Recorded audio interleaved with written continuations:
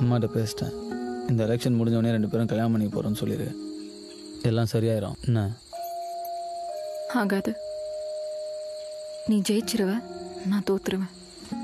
இன்னைக்கு நான் உன்னை மீட் பண்ணது கூட என் கட்சிக்கு தெரிஞ்சிடுச்சு. எப்படின்னு தெரியல, உன்னை நான் ரொம்ப கம்மியாக நினச்சிட்டேன்ல. என்னடி சொல்கிற?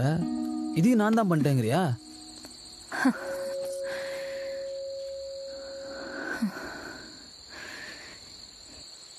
இன்னைக்கு கட்சி ஆஃபீஸில் என்ன நடந்தது தெரியுமா? எது சொன்னாங்கன்னு தெரியுமா? உன்னால தான் கட்சிக்கே கலங்கோ வெளில போன்னு சொன்னாங்க.